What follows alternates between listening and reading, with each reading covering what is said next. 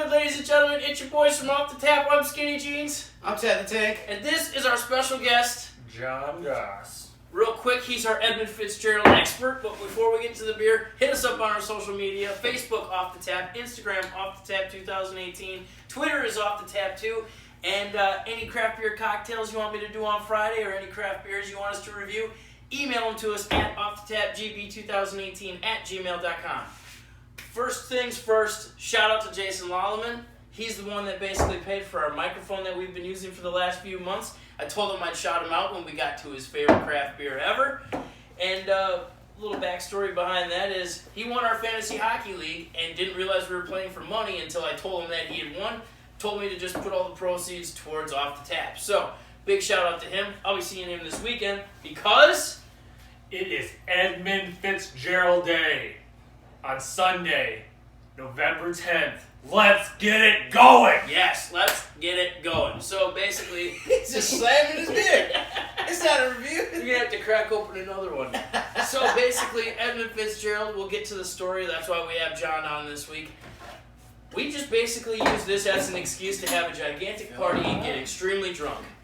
So, everyone might have heard the song from Gordon Lightfoot, Edmund Fitzgerald. Is that what it's called, right? The Wreck of the Edmund. The Wreck of the Edmund Fitzgerald. And we play that on repeat, and we just pretty much keep her tuned. So, anything you want to add, Ted? Not really. You can just go into the actual All the right. ship, maybe. We'll let John tell the entire story from the beginning when they kissed their wives goodbye. Okay, it was November 9th, 1975.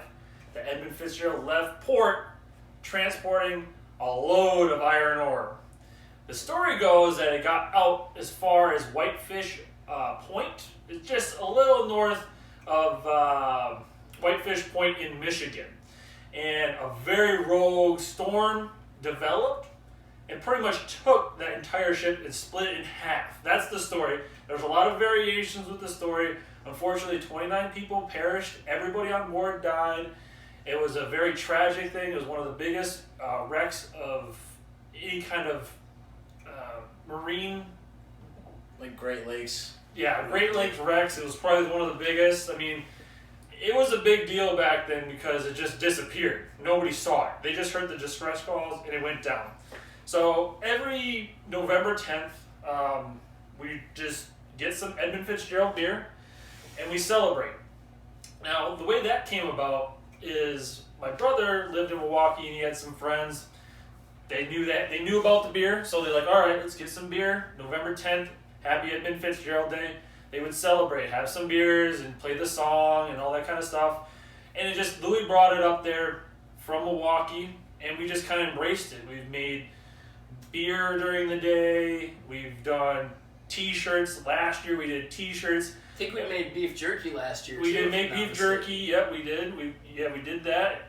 And it's just been more of a get-together. I mean, I can get more people together for this thing than my actual birthday, which is hilarious, but that's true. It's very, very true. Your birthday's always on Labor Day, so I got shit going on. That is So very true. what's the game plan for this weekend? Like, what do you got going on? So, we're going to do it just a little bit early this year. We're going to do it on November 9th because obviously it's Saturday. November 10th is a Sunday, so we're going to probably just roll it over there and celebrate on both days, but we're going to start on Saturday. We buy a lot of Edmund Fitzgerald beer. We were just at the liquor store. The guy's like, it wasn't a big seller. I'm like, well, it is Edmund Fitzgerald Day, so you might want to keep it stocked during that time because you might sell a pack or two. But it's just one of those things. It's a get-together. Yes, it's kind of goofy. And people go like, why would you celebrate something like that? Well, why not? I mean, I honestly thought about it this year as, let's call it your pre-holiday party that you have to go do all the other stuff during the holidays. Call this your friends' time, Friendsgiving, or whatever you want to call it. You just come over, hang out, drink some beers. I usually don't make it until past 10:30, but if he's lucky. Yep, and we made t-shirts. So this is an example of one of the t-shirts that I screen printed myself. They do get a little crooked, a little double stamp. It's a little sideways, but I mean it's one of those things. You have fun, you drink some beers, and we just sing along with the song as much as you know or don't know. It doesn't really matter, but you're mumbling by the end. Exactly, that's very much true. That's true. I mean, Jason, you know, I mean, Jason Lallman, he had it played at his wedding, and we knew probably 1% of the song. It's a long song, and I can't understand what he's saying up until like the first 3 lines, and then when he says Edmund Fitzgerald, that's it. I mean, it's still considered the biggest shipwreck in the Great Lakes yet, too. Yeah. To go down. Yeah. 729 feet. It's No one has I yet think it tried had, beating the record yet. I think it had like 6 ton of like yeah, ore or something like that on it. Yeah, it was a lot. It was weird. So can you go dive down and check it out, or has anybody done so? No, but not without robotic stuff. They can go down there that far, but 600, almost 600 feet, I think it was, underneath Lake Superior, and it's deep. It's one of those things, and it's cold, and it's never Lake Superior. If you've ever been in Lake Superior before, you can get hypothermia in the middle of summer up there. So Pretty much. you gotta watch out with that kind of stuff. And I don't know. It's one of those things. It's for the people up there. It's probably really memorable because of the fact that it happened to probably somebody that their loved ones. Whereas here, it's probably not that memorable because we didn't really know anything too much about it. Obviously, iron ore is a big item in everyday use for a lot of stuff. Even to this day, it still is. For sure. So having something like that happen is crazy. But I mean, we don't try to dwell on the negatives of that. We just have fun, and you drag more and more people into it, and people just keep kind of jumping on, and they enjoy it, and it's It's fun. just another reason to drink in Wisconsin. Pretty Just much. get True. I mean, you can drink at church picnics. They're already trying to pass. Yep. They're already trying to pass the rule to drink on high school property. Yep. Right? For games and such. Games for high school football games. It I mean, needs to happen. Parents are too uptight at these yeah, you at know, these games. I'm you're telling right. You know, just one drink will put them over the edge. Right. But I mean, for the people that want to celebrate, I mean, it's just one of those things. Just crack open a beer, play the song, get a good laugh. I mean, that's all you got to do. It did set records throughout the Great Lakes too for being the fastest ship to make one haul there and back, Yeah. wherever it was going, Yeah. and beat its own records. So that kind of put it on the map for And being.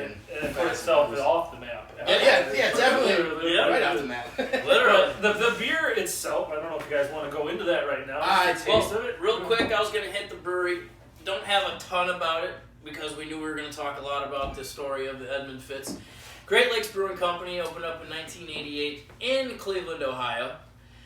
You guys might be familiar with some of their latest that they've come out with. Anyone familiar with the band OAR? They have the Mighty Ore, which I believe is a lager that they just recently came out with, and longtime Cleveland Browns left tackle and Wisconsin left tackle Joe Thomas had his own beer. I believe that was a stout, if I'm not mistaken. I could be wrong, but he recently had a beer that did a collab with these guys as well. So they're on the map. They're pretty big. In 2015, they were the 23rd largest craft brewery in the entire nation.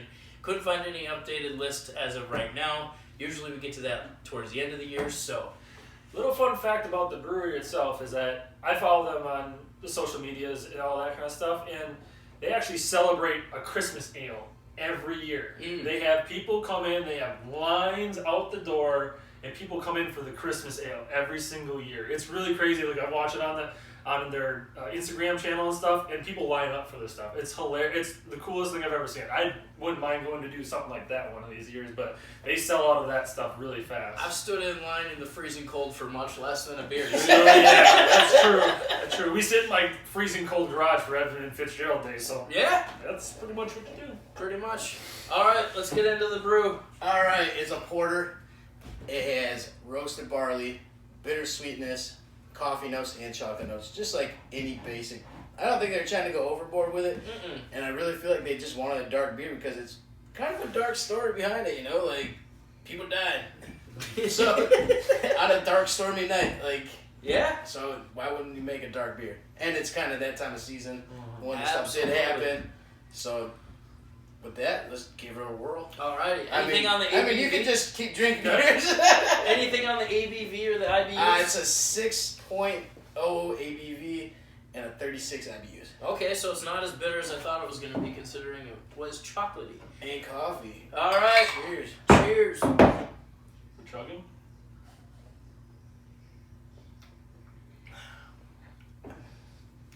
It's actually kind of smoother than I was thinking. Because it says bitter. It's better than what I remember. I get more chocolatey notes, for sure. You clearly got this on the way to record. Like, how long's it been sitting out? Like, because it's warm. It was in the fridge. We just got it from a grocery store that cycles their stuff out very regularly. There's a lot of flavor in it. Yeah. Like a lot of coffee notes. I get coffee on the back end. Yeah. I would, like, one of those things, if you ever had any kind of porters, I would consider it one of the dirtier porters. It's kind of gritty. It's kind of gritty. It's got a little bit more pungent taste. Like, it hits your palate or your tongue really strong.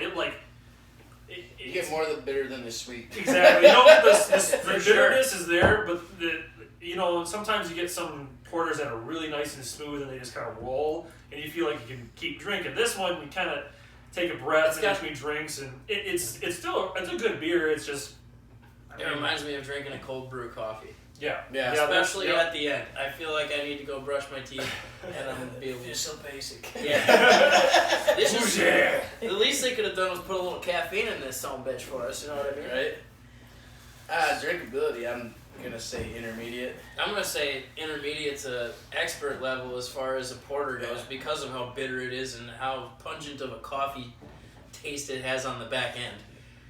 Like John said, there's plenty of porters out there that are smooth and milky and creamy, and you can it goes down easy. You don't have to worry about any bitterness.